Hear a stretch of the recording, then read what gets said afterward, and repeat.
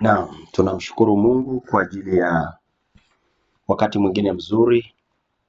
Msikilizaji wa Radio Uzima, kama ambavyo mtangazaji amesema, naitwa mchungaji Marcel Michael, mchungaji kiongozi wa kanisa la TAG, Transformational Christian Congregation, lakini pia ni mwalimu wa neno la Mungu. Ninakuwepo hapa Radio Uzima kila Ijumaa wakati kama huu kwa ajili ya kuleta fundisho la neno la Mungu, na ninaamini Bwana amekusudia kuyagusa maisha yako tena siku ya leo, na kwa hiyo uweke mazingira mazuri ya kupokea mafundisho na Mungu akaseme nawe tena jioni ya leo. Baadaye nitataja namba zangu za simu kwa ajili ya mawasiliano pale unapohitaji mawasiliano, lakini wakati huu naomba utulie hapo ulipo, popote ulipo, sikilize neno la Mungu. Tumetoka kuimba tenzi namba 92 inasema, nataka nimjue Yesu zaidi, zaidi, zaidi, nimjue Yesu. Na wewe mwenyewe ni shahidi. Inawezekana baada ya muda si mrefu ulisikiliza neno la Mungu, lakini kuna zaidi. Unaweza kumjua Yesu. Yesu hatuwezi kummaliza kumjua, ni muda mrefu sana. Kimsingi hata maisha haya hayatoshi kumjua kikamilifu na kumaliza kusema sasa nimehitimu, namjua Yesu, sihitaji kujifunza zaidi. Hakuna mtu atafika hapo. Basi na kuomba hapo ulipo ujiandae, tuweze kuomba sasa Roho Mtakatifu akaweza kusema wakati huu. Mfalme, Bwana mwenye nguvu, Mungu wa wote wenye mwili, nakushukuru sana kwa ajili ya nafasi nyingine ambayo umenipa kusimama mbele zako na kusema na watu wako kwa njia hii ya redio. Asante kwa ajili ya Radio Uzima ambayo Bwana umeiweka kwa ajili ya kazi njema ya kuwafikishia watu habari za uzima. Na kushukuru pia kwa ajili ya uhuru wa kusema neno lako hadharani kwa njia hii ya vyombo vya habari pia. Nashukuru kwa ajili ya serikali yetu ya Jamhuri ya Muungano wa Tanzania, jinsi ambavyo umeweka mazingira mazuri kila mtu aweze kuwa huru katika ibada. Naomba basi fursa hii yule msikilizaji aitumie vizuri, ili kwamba yale ambayo tumekusudiwa kuyapokea kutoka kwako yasitupite, bali tuyapate yote kwa ukamilifu. Nami najiweka wakfu kwako, unitumie vile upendavyo, na watu wako wapate kupokea neno ambalo litawatoa kwenye hatua moja kwenda nyingine. Na yote haya ni kwa utukufu wa jina lako Yesu Kristo, mwana wa Mungu aliye hai. Amen. Amen. Basi mpendwa, nina ujumbe ambao unasema habari za injili ya Yesu Kristo. Ndio ujumbe ambao nimekuwa nikifundisha kwa mfululizo, injili ya Yesu Kristo, na nimefika kipengele cha vipaumbele vya injili ya Yesu Kristo. Vipaumbele vya injili ya Yesu Kristo. Ni kwa nini ujue injili ya Yesu Kristo? Kwa sababu upo uwezekano wa kusikia habari zingine na ukadhani ni injili. Ni vizuri kujua yale ambayo Yesu ameweka bayana katika injili yake. Narudia tena kwamba injili ni habari za Yesu Kristo, habari njema za ufalme wa mbinguni, habari njema za Yesu Kristo anavyohusiana na wanadamu, wokovu alioleta, ukombozi alioleta, mafundisho aliyofundisha, maisha aliyoyaishi, namna ile ambayo alishuka akaja kwenye ngazi yetu ya wanadamu ili atupate sisi. Kupitia Yesu tumefanyika watoto wa Mungu sawa sawa na Yohana 1:12. Kupitia Yesu Kristo tunapata uzima wa milele tunapomwamini sawa sawa na Yohana 3:16. Kupitia Yesu Kristo tunapata kuwa na ushirika na Mungu sawa sawa na Yohana 14:6. Anasema mtu haji kwa Baba ila kwa njia ya mimi. Yesu Kristo ndiye ufunuo wa Mungu. Mungu amejidhihirisha kwetu sisi wanadamu. Ameuonyesha moyo wake vile ulivyo. Kwa kumwangalia Yesu unakuwa umemwona Mungu. Na shukuriwe Mungu kwamba neema ya kumjua Yesu bado ipo. Na tulisema Yesu Kristo kumjua ni zaidi ya kuwa na habari zake.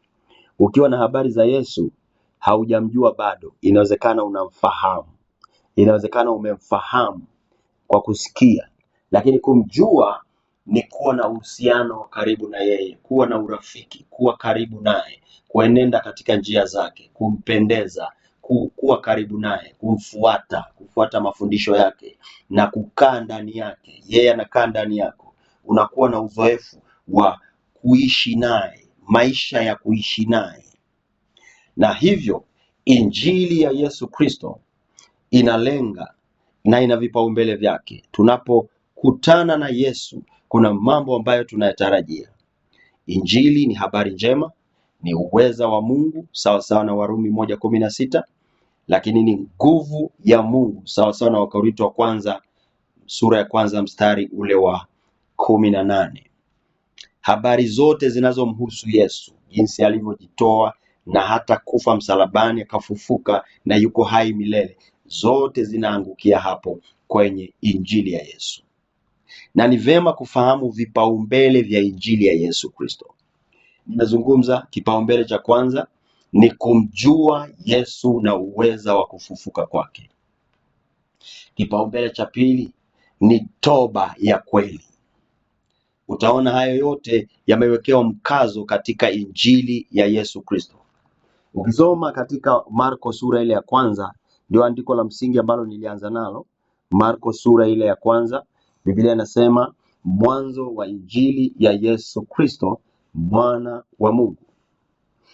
Naona maelezo yanayofuatia pale ni utambulisho wa Yesu, utambulisho ambao umefanyika kupitia Yohana Mbatizaji aliyehubiri ubatizo wa toba, ambalo ni toba linalokusanya watu wamwelekee Yesu ambaye anakuja.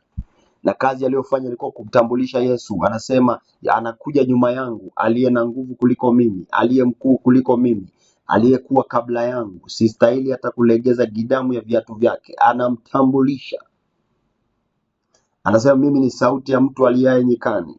Anamtambulisha, hataki umaarufu ila anamuinua Yesu. Kuna mahali anasema inanipasa mimi nipungue, yeye azidi kuongezeka. Kwa hiyo Yesu alipokuwa anakuja, Yohana alikuwa anampisha, anamwachia nafasi, kwa sababu kazi yake ilikuwa ni kazi moja tu, kumtambulisha Yesu, sio kushika nafasi ya Yesu, sio kupokea utukufu wa Yesu, ilikuwa ni kumtambulisha Yesu. Akamaliza hiyo kazi, basi akafika ukomo wa maisha yake.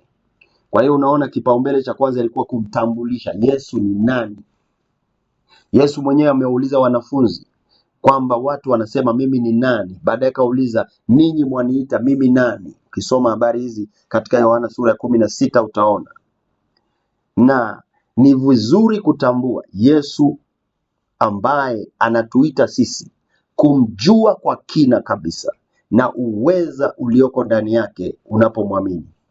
Hayo yote nimeyazungumza sehemu ile ya kwanza. Sehemu ya pili ni toba ya kweli. Kipaumbele cha injili ya Yesu Kristo ni toba ya kweli. Kwa mahali popote injili inapohubiriwa au inapofundishwa, wakati fundisho linapotolewa kwa habari ya Yesu Kristo, hiyo ni injili. Wakati habari za Yesu zinapohubiriwa, hiyo ni injili. Mtu yeyote anayezungumza habari za Yesu, jinsi alivyohusika na sisi, hiyo ni injili. Maisha ya Yesu ni injili, mafundisho yake ni injili. Kwa hiyo mahali popote unaposikia fundisho, unasikia mahubiri, kama hakuna kipaumbele cha toba, kama siku zinavyoenda hakuna mtu anayehusisha toba, hakuna namna ya kumwita mtu kuja kwenye kutubu, basi ujue hiyo injili itakuwa imekosea kipaumbele kile cha Yesu Kristo. Kwa sababu alipoanza injili mara baada ya utambulisho, Yesu mwenyewe alianza injili yake.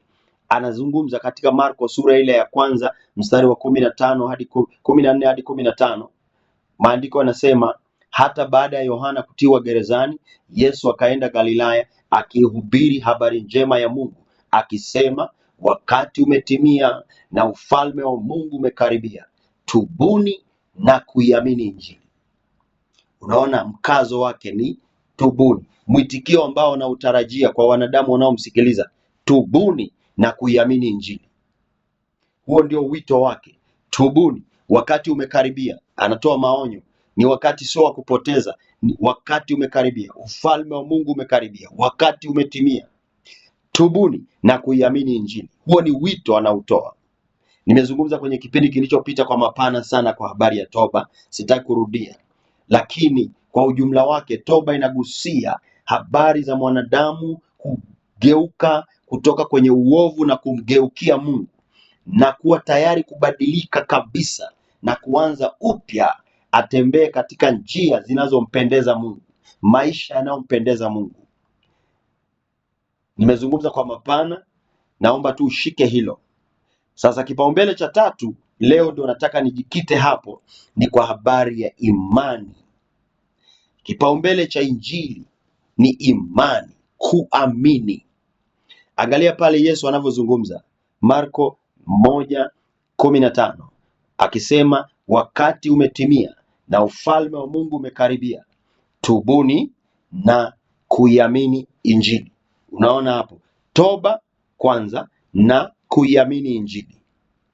Weka imani kwa Injili, habari za Yesu, weka imani. Nitazungumza hili jambo leo na ninaamini kabisa kuna badiliko litatokea kwenye maisha yako. Sasa baada ya toba inafuatia kumwamini Yesu. Sasa hii imani inayozungumzia hapa ni imani ile ambayo sasa umeshapata habari za Yesu na umekuwa tayari kumgeukia. Umeanza kuelewa na umepokea ufahamu, uko tayari kumgeukia na umeshafanya maamuzi ya kutubu. Hapo hapo kunakuwa na muunganiko wa toba na imani. Kwanza unasikia Injili, alafu ile Injili inakuja inakujengea uhakika ndani yako. Maana tafsiri ya imani ni kuwa na hakika ya mambo yatarajiwayo, ni bayana ya mambo yasiyoonekana. Waebrania 11 mstari ule wa kwanza anasema, basi imani ni kuwa na hakika ya mambo yatarajiwayo, ni bayana ya mambo yasiyoonekana. Kuwa na hakika, kuwa na hakika na Mungu, kuwa na hakika na ahadi za Mungu, kuwa na hakika na maelekezo ya Mungu, kuwa na hakika na mambo unayotarajia kutokana na yale Mungu aliyokuambia. Kuwa na hakika na neno la Mungu. Umesikia ahadi za Mungu zinasemaje? Ukishapata kuwa na hakika, umesikia habari za Yesu kwamba anaokoa, anaponya, anafungua watu kutoka kwenye vifungo mbalimbali. Kuwa na hakika naye, hiyo ndio imani. Mambo yanayotarajiwa kutokea kwa sababu ya ahadi ulizopewa na Mungu, hiyo ni imani. Na baada ya kuelewa maana ya imani, tunaambiwa kwenye maandiko pia, imani chanzo chake ni kusikia. Sawa sawa neno la Mungu katika Warumi sura ile. Ukisoma kitabu kile cha Warumi, yaani fungue hapo hilo andiko. Chanzo cha imani ni kusikia. Chanzo cha imani ni kusikia.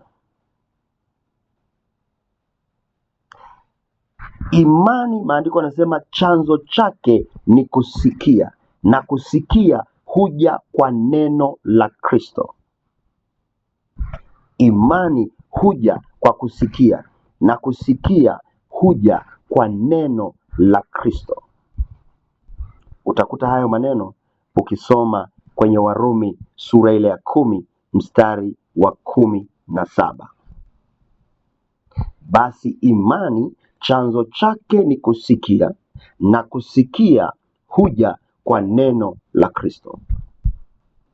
Mtu anaposikia Injili, anaposikia neno la Mungu, alafu akawa na hakika, akaweka uhakika katika yale aliyoyasikia, neno analolisikia akaliweka kwenye moyo wake na akajenga uhakika, hana mashaka, hana wasiwasi, ana uhakika kwamba ni kweli yale Mungu aliyosema yatatimia.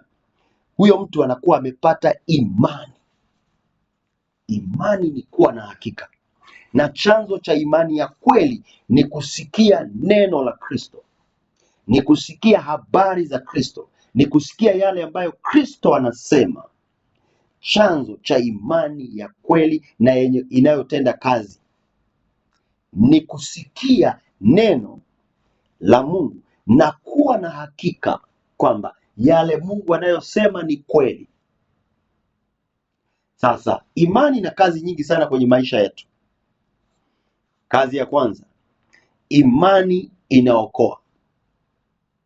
Tunaokolewa kwa imani. Tunaokolewa kwa imani. Maandiko yanasema katika Warumi sura ile ya 10 mstari wa 9, kwa sababu ukimkiri Yesu kwa kinywa chako ya kuwa ni Bwana na kuamini moyoni mwako ya kuwa Mungu alimfufua katika wafu, utaokoka. Utaokoka. Ukikiri Yesu kwa kinywa chako ya kuwa ni Bwana, maanake umekubaliana na mamlaka yake, umekubali kwamba yeye ni mwenye mamlaka, ni Bwana, ana mamlaka, ni mkuu, anaweza yote. Umemkiri kwa kinywa chako, lakini sio ukiri wa hewani, umekiri tu labda kwa kuambiwa hebu fuatisha maneno haya, Yesu ni Bwana. Ndio, Yesu ni Bwana. Huo ukiri umetokea moyoni. Anasema ukimkiri Yesu kwa kinywa chako na kuamini moyoni mwako. Huku kwenye moyo ndo chanzo cha ukiri. Maana kwa taratibu kimaandiko, Biblia inasema wazi kwamba mtu ananena yale ya ujazayo moyo wake. Hayo ni maneno ya Yesu mwenyewe ambaye anatujua vema in and out. Anatujua vema. Kinywa cha mtu hunena ya ujazayo moyo wake. Ukiona mtu ananena mambo anayozungumza ni yale yaliyojaa moyoni, sio yale ambayo hayako moyoni mwake. Utayaona hayo maneno katika Injili. Ukisoma Mathayo sura ya 12 unakutana naye. Kinywa cha mtu huyanena ya ujazayo moyo wake. Luka 6:45, mtu mwema katika hazina njema ya moyo wake hutoa yaliyo mema, na mtu mwovu katika hazina mbovu ya moyo wake hutoa yaliyo maovu, kwa kuwa mtu kinywa chake hunena yale ya ujazayo moyo wake. Watu ambao huwa wanatukana, matusi, sio kwamba wanapenda. Matusi yamejaa moyoni, ndio maana anayafyatua tu, yanafyatuka tu. Wengine wanafanya kabisa, matusi ndio kama mazungumzo yao.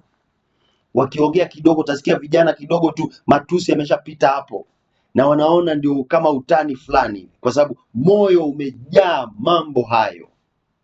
Kinywa cha mtu kinanena ya ujazayo moyo. Kwa hiyo hapa anaposema umkiri Yesu kwa kinywa chako ya kuwa ni Bwana, mtu hawezi kumkiri Yesu kwa kinywa chake ya kuwa ni Bwana, hawezi kukubali kwamba Yesu ni Bwana kama moyoni hajaamini.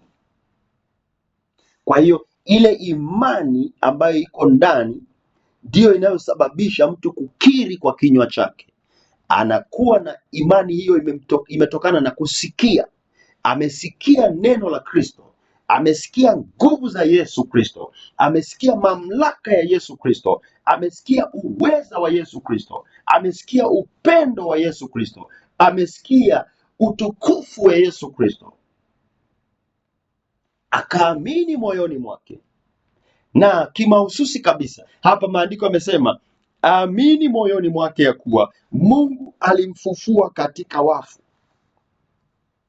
Hapo sasa tunazungumzia mchakato mzima wa mateso ya Yesu Kristo. Na unajua kwa nini Yesu aliteswa? Ni kwa sababu ya dhambi zetu, akafa msalabani. Kwa nini Yesu alikufa? Ili tupate uzima wa milele, ili aweze kumharibu yule mwovu shetani aliyekuwa na nguvu za mauti.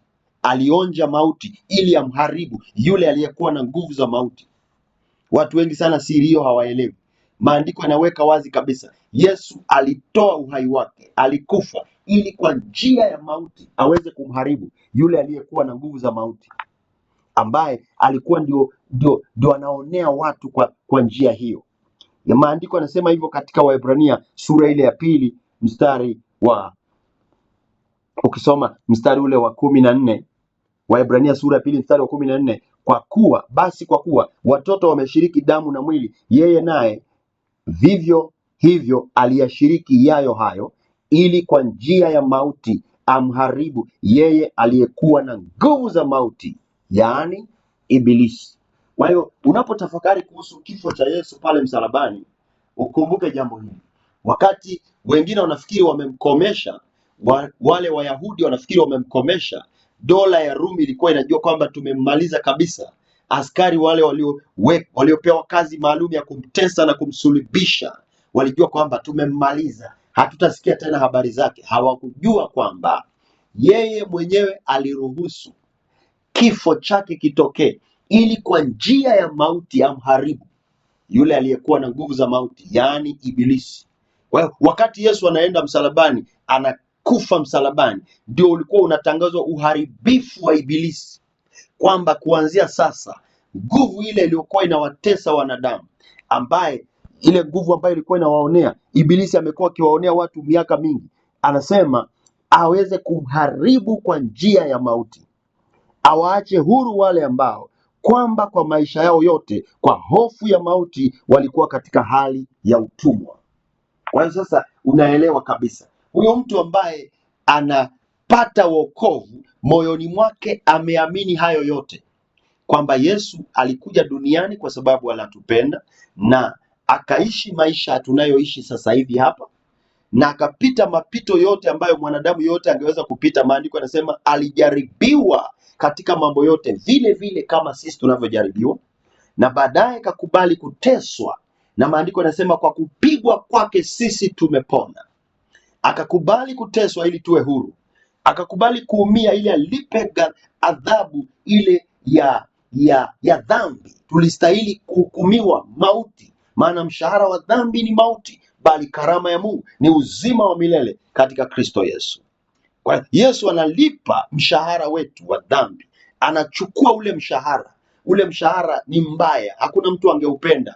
Ule sio kama mshahara watu wanaopokea mwisho wa mwezi. Huu ni mshahara mbaya. Maandiko yanasema mshahara wa dhambi ni mauti, au malipo ya dhambi ni mauti. Yesu akachukua yale malipo, akajitwika huzuni zetu, akajitwika maovu yetu, akachukua mabaya yetu yote, akafia msalabani pale na kukomesha kabisa utendaji wa Ibilisi. Kuanzia pale mtu yeyote anayemwamini Yesu anakuwa amehamishwa kutoka kwenye nguvu za giza, anaingizwa katika ufalme wa Yesu Kristo. Ndani ya huo ufalme anatembea kwa mamlaka na anaishi kwa ujasiri, kwa sababu yuko kwenye ufalme mwingine. Ana nguvu ya juu ambayo inatokana na muunganiko wake na Yesu Kristo mwenyewe. Sasa huyu mtu anaamini moyoni mwake ya kuwa Mungu alimfufua katika wafu. Maana yake hivi, hamwamini Yesu aliyeishia kaburini. Kwake yeye, Yesu anamjua kwamba yuko hai milele, ndiyo wa pekee kabisa ambaye kaburi lake likutwa liko wazi, liko tupu, halina mfupa, halina mwili. Kaburi limeachwa kama lilivyokutwa zamani. Maana habari njema ilisikika siku ya tatu alipokaa kaburini, akatoka siku ya tatu alfajiri na mapema. Habari njema zikaja kwamba hayuko hapa, amefufuka kama alivyosema. Mtu ambaye amepata uhakika moyoni mwake, haya ninayozungumza, haya ambayo neno la Mungu, tunapata taarifa hizi kwenye neno la Mungu. Neno la Mungu linatuambia, Injili inatuambia kwa habari ya Yesu Kristo ambaye alishinda nguvu ya mauti. Huyo mtu akiamini moyoni mwake kwamba Yesu amefufuka na ile nguvu aliyotoka nayo kutoka mautini ni nguvu ya ajabu sana. Ni nguvu ambayo haikuhitaji jiwe lisogezwe kwanza ndio yeye atoke. Aliweza kutoka bila kuhitaji jiwe livingirishwe. Baadaye ndio malaika anakuja analivingirisha jiwe ili wale wanaokuja kutazama wapate fursa ya kuingia, waone jinsi ambavyo hayupo kaburini, amekwisha kufufuka. Ni nguvu ya ajabu ambayo ilikuwepo inatenda kazi. Sasa umeweka imani, una hakika kwamba Yesu yuko hai na leo anasikia. Ukimwomba anasikia, ukimletea matatizo ya maisha yako anasikia, ukimwamini anakuokoa, anakupatanisha na Mungu, anakuleta kwenye ushirika na Mungu, unakuwa mtoto wa Mungu, unahesabiwa haki. Anasema ukifanya hivyo, hayo mambo mawili, unaamini moyoni mwako lakini umekiri kwa kinywa chako ya kuwa Yesu ni Bwana, na kuamini moyoni mwako kwamba ameshinda mauti, amefufuka kutoka kwa wafu, maandiko yanasema utaokoka. Angalia jinsi ambavyo imani imehusika katika kuleta wokovu. Imani ina kazi ya msingi hapo ya kusababisha mwanadamu afike kwenye hatua ya kupokea wokovu wa milele. Na ule wokovu, kule kuamini kunaambatana na kuhesabiwa haki. Akishaamini moyoni mwake ya kwamba Yesu Kristo amefufuka na yuko hai milele na siku moja atakuja tena kuwachukua wale walio wake, alafu anakiri kwa kinywa chake kwamba huyo Yesu ni Bwana, kwangu yeye ndio mwenye kauli ya mwisho. Unatangaza, unasema kwenye maisha yangu Yesu ndiyo mwenye kauli ya mwisho. Akisema yeye amemaliza kila kitu, unayakabidhi maisha yako yote kwake. Unasema wewe tawala, chukua usukani wa maisha yangu, wewe ndiwe Bwana, wewe ndiwe bosi. Ungetumia hiyo lugha kwamba ninakukabidhi usukani wa maisha yangu, nitawale afya yangu, tawala afya, atawale uchumi, atawale ndoa yako, atawale maisha yako ya sasa, atawale maisha yako ya baadaye, atawale kila unachokifanya katika ulimwengu huu. Unamkabidhi kila kitu. Afya yako unamwachia, maisha yako yote, mahitaji ulio nayo unamkabidhi. Hiyo ndio kumkiri kwa kinywa chako kwamba ni Bwana. Yesu ni Bwana. Umemweka kwenye nafasi ya heshima kwenye maisha yako, unamwabudu na kumtumikia na kujitoa kwake na kusikiliza maagizo yake na mafundisho yake. Unasema Yesu, nielekeze unakonitaka kwenda, nitakwenda, niko tayari kwenda. Unakuwa tayari kufuata maelekezo yake na kumtii kuwa ni Bwana, ni Bwana. Na ukiri huo unaambatana na uamuzi wa kwamba sasa utamfuata maisha yako yote na kuondoka kabisa kwenye himaya ya yule mwovu Shetani, ambaye kazi yake ni kuchinja, kuharibu na kuiba. Unatoka kwenye mikono ya yule mwovu Shetani, unaingia kwenye mikono ya Yesu Kristo aliye mwema, ambaye anaita, anasema, njooni kwangu ninyi nyote msumbukao na wenye kulemewa na mizigo, nami nitawapumzisha. Jitieni nira yangu, mjifunze kwangu, kwa kuwa mimi ni mpole na mnyenyekevu wa moyo, nanyi mtapata raha nafsini mwenu.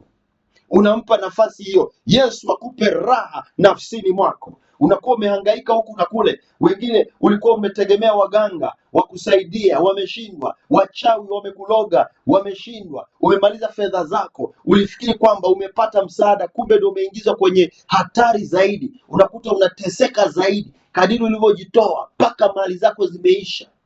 Lakini ukimkiri Yesu Kristo kwa kinywa chako ya kuwa ni Bwana, kuanzia sasa, kuanzia wakati huo, utashangaa Ibilisi na wafuasi wake na mawakala wake na nguvu zake zote zinakuachia, wanarudi nyuma, kwa sababu tayari usukani wa maisha yako umeukabidhi kwa mwingine.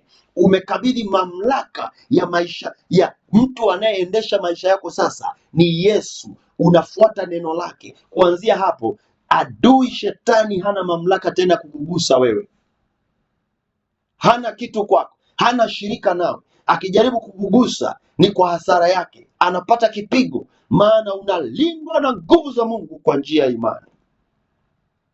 Tunaokolewa kwa imani, muhimu sana. Kwa hiyo kipaumbele cha injili ya Yesu Kristo ni hicho hapo, kwamba imani sahihi, imani ya kweli, imani ambayo inamwelekeza mtu kwa Yesu, inaanzia na kipaumbele cha wokovu. Ukifika mahali ukasikia ukaambiwa sisi tunaabudu tu bwana, habari za wokovu vipi? Umeokoka hapa? Sisi hatuna wokovu, sisi hatuna wokovu. Utakuta mtu anakutajia dini yake, ujue kabisa hapo imani aliyofuata sio sahihi, kwa sababu injili ya Yesu kipaumbele chake cha tatu ni kwamba lazima mtu amwamini Yesu Kristo. na amkiri kwa kinywa chake, aamini moyoni mwake kwa habari ya ufufuo wa Yesu kwamba yuko hai milele, ameshinda kifo, ameshinda nguvu za giza, ameshinda hila zote, ameshinda mifumo iliyokuwa inakuja kinyume na kazi njema aliyokuja kuifanya hapa duniani. Ana nguvu na mamlaka ya ajabu. Siku Yesu alipofufuka, mambo aliyoyatamka, moja ya matamko aliyotoa mara alipofufuka, utasikia maneno makuu sana.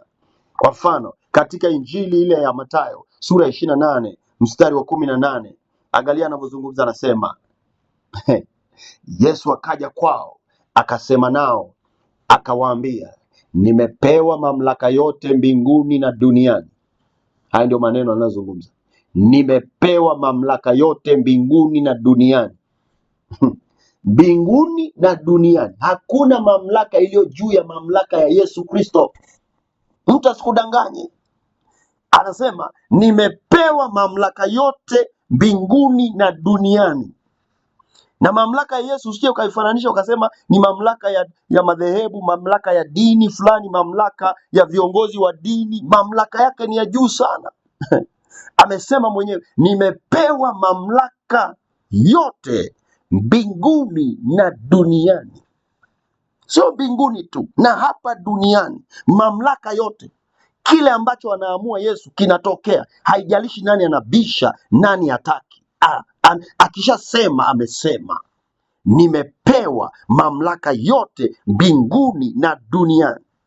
Shetani mwenyewe anajua mamlaka ya Yesu Kristo,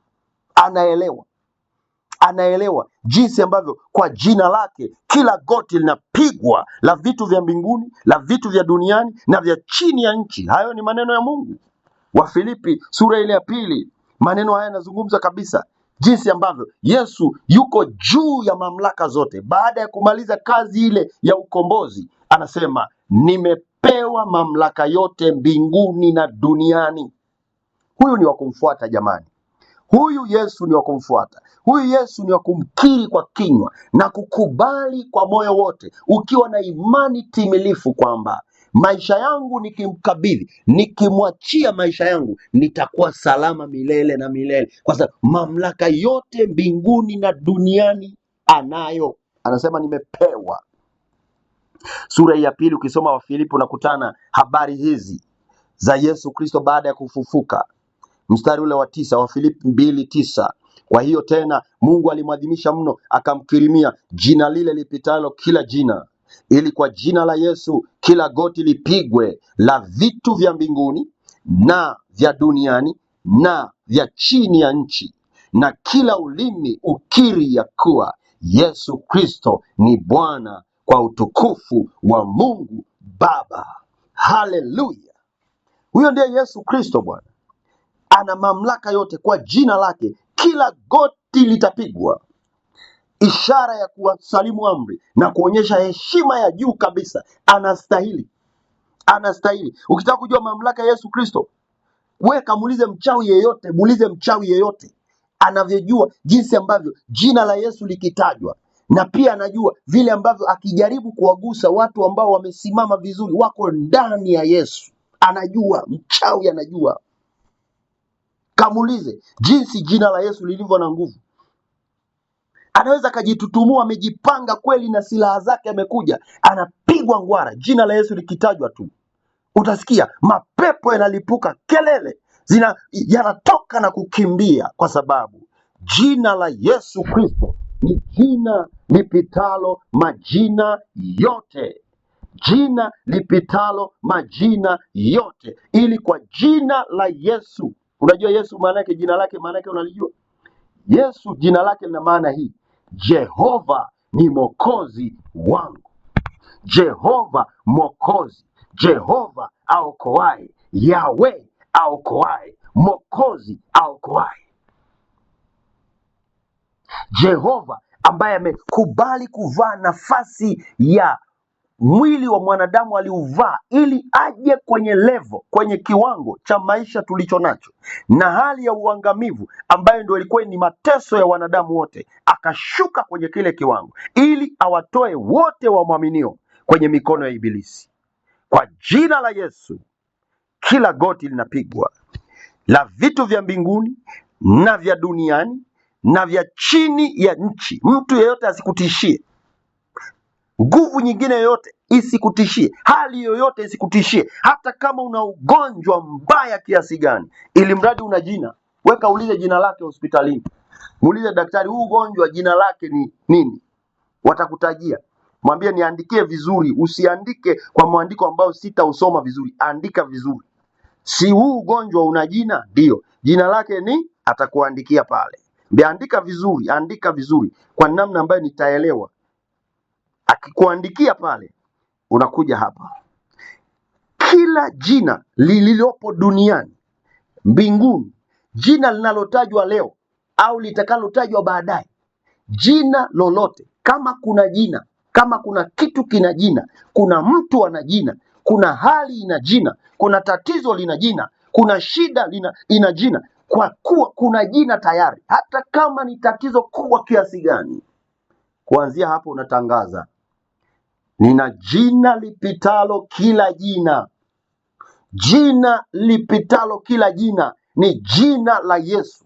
Na ukifahamu mamlaka alionayo Yesu Kristo, na unaujua Yesu ni nani, na umekubali awe Bwana na Mwokozi wa maisha yako, umempa nafasi ya heshima kwenye maisha yako, umemkiri kwa umaanisho, bila kujali itifaki za dini yako, bila kujali itifaki za dhehebu lako, umefuatilia kwenye Biblia, umemwelewa Yesu ni nani, alafu kamjua vile alivyo na nguvu, maana ametangaza mara alipofufuka kutoka kwa wafu, akasema nimepewa mamlaka yote mbinguni na duniani. Na mamlaka hayo ni mamlaka ya juu mno, kiasi kwamba ana jina lipitalo kila jina, na kwa jina lake Yesu Kristo kila goti linapigwa, kila goti la vitu vya mbinguni, kila goti la vitu vya duniani, kila goti la vitu vya chini ya nchi, kila jina litajwalo, wala si ulimwenguni humu, bali katika ulimwengu ule ujao pia. Yesu yuko juu ya hao wote, juu ya mifumo yote, juu ya nguvu zote. Ukiona wewe ni Mkristo ambaye umejiita Mkristo, alafu bado kuna mambo yanakunyanyasa, unaonewa, unanyanyaswa, basi kuna shida katika kumjua Yesu uliye naye. Yesu uliye naye alipomaliza kazi ya ukombozi pale, amekuweka huru kiasi kwamba wewe utakuwa mbali na kuonewa. Wewe sio mnyonge, wewe sio kulialia, wewe una kimbilio. Kama kuna shida umekutana nayo, wasioamini walie, lakini wewe unatumaini, una mahali pa kupeleka tatizo lako, na ukitaja jina la Yesu kila goti linapigwa, la vitu vya mbinguni na vya duniani na vya chini ya nchi. Kwa hiyo unaposema mtu yule anayetakiwa kuokoka anatakiwa amkiri Yesu Kristo kwa kinywa chake ya kuwa ni Bwana, manake afahamu mamlaka alionayo. Mamlaka alionayo ni makuu mno. Maandiko yanamweleza vizuri katika Waefeso sura ile ya 1. Nafurahi sana napozungumza habari za ukuu wa Yesu Kristo. Ni mkuu sana. Maandiko yanasema alipofufuka kutoka kwa wafu. Ngoja nisome katika Waefeso sura ile ya 1. Waefeso sura ile ya 1 mstari ule wa 17. Mungu wa Bwana wetu Yesu Kristo, Baba wa utukufu, awape ninyi roho ya hekima na ya ufunuo katika kumjua yeye. Macho ya mioyo yenu yatiwe nuru, mjue tumaini la mwito wake jinsi lilivyo, na utajiri wa utukufu wa urithi wake katika watakatifu jinsi ulivyo, na ubora wa ukuu wa uweza wake ndani yetu tuaminio jinsi ulivyo, kwa kadiri ya utendaji wa nguvu za uweza wake aliotenda katika Kristo alipomfufua katika wafu, akamweka mkono wake wa kuume katika ulimwengu wa roho, juu sana kuliko ufalme wote, na mamlaka, na nguvu, na usultani, na kila jina litajwalo, wala si ulimwenguni humu tu, bali katika ule ujao pia. Sijui kama umeona ukuu wa Yesu jinsi ulivyo. Amemweka yuko juu sana. Unajua msikilizaji, katika vitu ambavyo vinawatishia wanadamu, mauti ndio inaongoza. Yaani ukishazungumza suala la kifo, yani hakuna mtu anakuaga na kiburi hapo. Hakuna mtu anaweza kujigamba. Ukishazungumza suala la mauti, kunakuwa na unyonge fulani unatokea hapo, utaanza vilio. Unajua unaweza kuta watu wako safarini kwenye gari, kwenye basi kwa mfano, au chombo chochote cha usafiri. Wakati chombo kinaenda salama, wako na amani, wengine wanaweza kama wanazungumza, wanacheka, wengine wakafanya vitu vya ajabu, wanaweza hata wakanywa pombe, si wako tu huru, wanajisikia. Lakini gari likiyumba mara ya kwanza, utaona watu wote wanaanza kupiga kelele, na wengine wataanza kuita Mungu wangu, wengine mama, wengine nani, ili mradi inategemea alikuwa na uhusiano na nani. Hapo tena hakuna kuwaza sijui kwenye akaunti ina shilingi ngapi. Hakuna mtu anayewaza kwamba sijui magari, sijui ile nyumba yangu itakuwaje. Hapo mtu anawaza uhai utakuwaje. Hofu inatanda hapo. Saa hiyo angepatikana mhubiri akasimama akasema ni saa ya kutubu, ni saa ya kutubu, wote wangesema hapa niko tayari, watatubu hapo, kwa sababu wote wanaogopa mauti. Sasa Yesu amemkomesha huyu adui wa watu wote, mauti. Mauti Yesu ndo ameikomesha, yaani ameenda kumgusa yule wa mwisho kabisa, adui ambaye ni tishio kwa wote. Kwa Yesu si kitu, alimshinda. Na alisema wazi kabla hajafa, kabla hajaenda msalabani, kabla hajautoa uhai wake msalabani, anasema uhai wangu ninautoa ili niutwae tena. Anasema nina uwezo wa kuutwaa alafu ni utwae tena. Ngoja nisome Yohana 10:17. Watu wengi sana hawaelewi kwamba wanafikiri Yesu ameonewa, Yesu amenyanyaswa. Jamani, wanamhurumia, wakati wa Pasaka watalialia hapo. Hamna, Yesu hajaonewa. Yesu aliruhusu mwenyewe. Anasema mstari wa 17, Yohana 10:17, ndiposa Baba anipenda kwa sababu nautoa uhai wangu ili niutwae tena. Nasema ninavyoutoa ni kwa sababu nitautoa tena. Kwa hiyo Yesu aliruhusu kwa hiari kabisa, wala hakuna askari angeweza kumkamata kwa nguvu aliyokuwa nayo. Kuna wakati walijaribu, wakaandika, wakati wamejaribu kumkamata, alivyojitambulisha tu akasema ni mimi hapa, wote walianguka chini kwa nguvu iliyokuwa imetoka pale. Alafu mwenyewe akaruhusu. Mwenyewe aliporuhusu ndio akanyosha mikono. Wale askari wa Kirumi wana nguvu ya kumkamata sasa, kwa sababu karuhusu mwenyewe. Sasa adui wa mwisho ambaye amekomeshwa ni mauti. Baada ya kazi kubwa aliyomaliza pale, Mungu amemkirimia jina lipitalo majina yote. Sasa unapomwamini Bwana Yesu unapata wokovu. Maana yake ni utaokoka kutoka kwenye mikono ya Ibilisi. Utaokoka kutoka kwenye nguvu za dhambi. Watu wengi sana dhambi wameshathibitisha wazi kwamba huwezi kuacha. Sio kwamba wanapenda. Wale wanaobaka watoto wadogo, wanafanya vituko, wanavuta mabangi, wanafanya vitu vya ajabu, majambazi, maovu yote ambayo unajua hapa duniani, wanaotenda hayo sio kwamba wanapenda, lakini ni kama wanapelekwa, wanasukumwa na nguvu ambayo hawana uwezo wa kupingana nayo. Wanafanya vitu ambavyo baadaye wanajishtukia, sijui nimefanyaje. Anasukumwa na nguvu ya tamaa mpaka anafanya vituko vya ajabu, anabaka. Akishamaliza ndio anagundua, kumbe hili kitu gani nimefanya. Sasa mpaka wengine wanajisalimisha, anaenda polisi, ni mimi nimefanya hivyo. Mtu anaweza kafanya dhambi akaua, lakini hukumu inakuja baada ya hapo, akili zinamrudi. Hakuna mtu anayependa kufanya dhambi. Kuna nguvu ipo pale inamsukuma mtu. Sasa Yesu akiingia ndani, unaokoka kutoka kwenye dhambi yenyewe na matokeo ya dhambi. Unaokoka kwenye mikono ya Ibilisi, unanusuriwa, unatolewa kwenye hatari ya kuangamizwa. Imani inaokoa. Ndio maana injili ya Yesu lazima ifike hapo kwenye kiwango cha kumfikisha mwanadamu amwamini Yesu na sio kumwamini mwanadamu yeyote mwingine.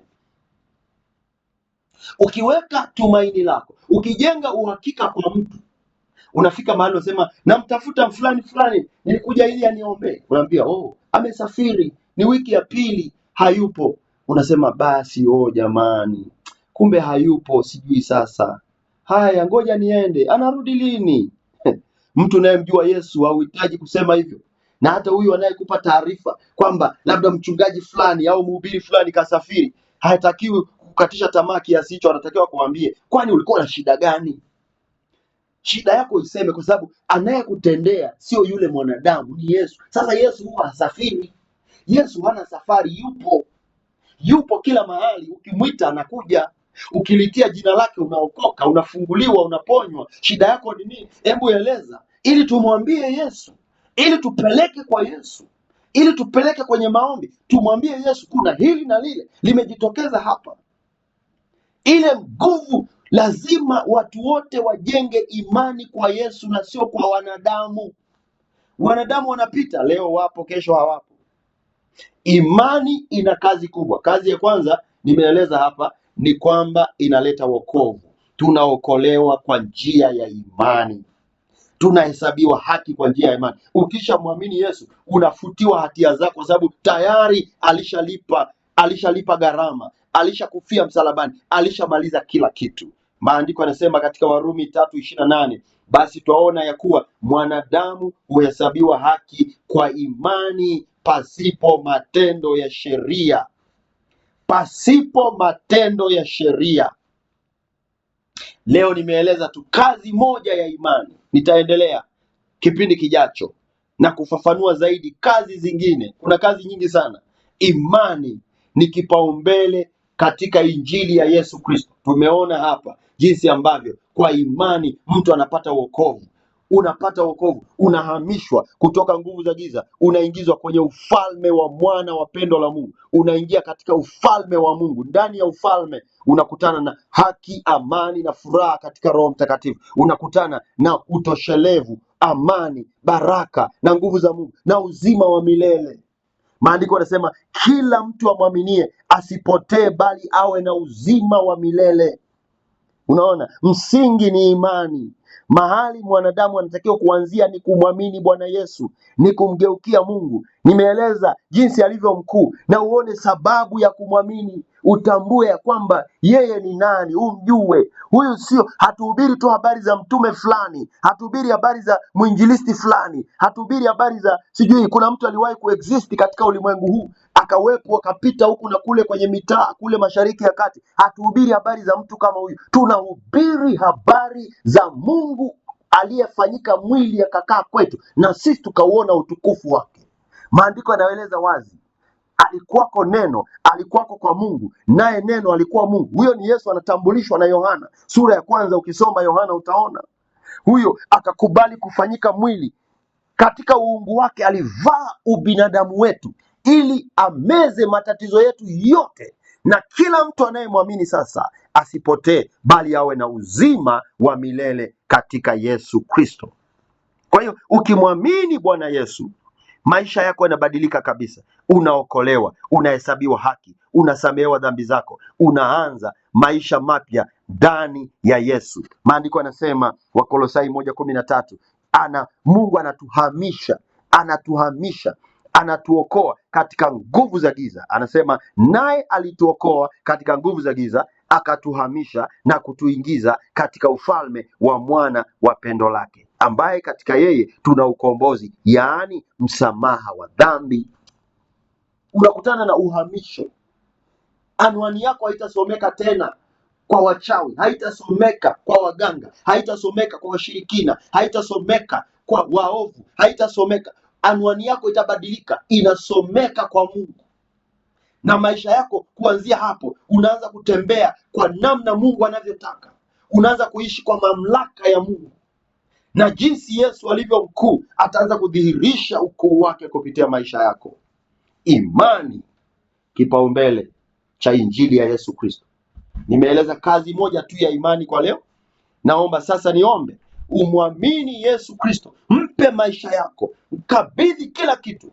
Hata kama unakutana na matatizo makubwa kiasi gani kwenye maisha yako, Yesu anaweza yote, hakuna lisilowezekana kwake. Kwa imani unapata neema ya wokovu. Nataka niombe, kama uko tayari kuokoka leo, kama uko tayari kuokoka hapo ulipo, nataka nikuombee na wewe uombe. Na maombi haya ni marahisi sana, ni mafupi, lakini yatakiwa yatoke moyoni. Sema, Mungu Baba, nimesikia neno lako, ninaamini moyoni mwangu ya kuwa Yesu Kristo alikufa msalabani kwa ajili ya dhambi zetu na akazikwa, akafufuka siku ya tatu na yuko hai milele. Leo namkiri huyo Yesu kuwa ni Bwana. Ninamkiri kwa kinywa changu ya kuwa ni Bwana atakayetawala maisha yangu yote kuanzia sasa na kuendelea. Mungu, naomba unisamehe dhambi zangu zote, uandike jina langu kwenye kitabu cha uzima. Niko tayari kumfuata Yesu siku zote za maisha yangu. Asante kwa kusikia maombi yangu. Asante kwa kunisamehe dhambi zangu. Asante kwa kuandika jina langu kwenye kitabu cha uzima. Nimeomba hayo katika jina la Yesu. Amen. Baba, nakushukuru kwa ajili ya huyu ambaye ameomba maombi haya. Naomba ukamsaidia aweze kusimama katika wokovu kuanzia sasa na kuendelea. Maisha yake yasirudi tena katika hali ya dhambi, bali awe mshindi siku zote za maisha yake. Kwa jina la Yesu, naomba pia ukamfungue kutoka katika nguvu za giza na vifungo mbalimbali, awe huru kuanzia sasa na kuendelea. Maisha yake yawe mapya, na kama neno lako lisemavyo, hata imekuwa mtu akiwa ndani ya Kristo amekuwa kiumbe kipya, ya kale yamepita, tazama yamekuwa mapya. Naomba aanze maisha mapya kuanzia sasa na kuendelea. Kwa jina la Yesu nimeomba na kuamini. Amen. Na ukimpokea Yesu, atagusa maeneo mengine yote ambayo unahitaji msaada wa Mungu. Namba yangu ya simu 0763 724 712, 0763 724 712. Utaniandikia unijulishe kwamba umeokoka, na kama una mahitaji mengine tutaomba, na Yesu Kristo ana nguvu, atakutendea popote pale ulipo. Ukitaka kuja kuabudu nasi, karibu Jumapili kwenye ukumbi wa Dodoma Hotel pale saa 1:30 ibada ya Kiingereza bila tafsiri, na saa 3 kamili ibada ya Kiswahili bila tafsiri. Karibu, shiriki ibada na Mungu atakugusa. Mungu akubariki. Hadi kipindi kijacho, tutaendelea na injili ya Yesu Kristo. Amina.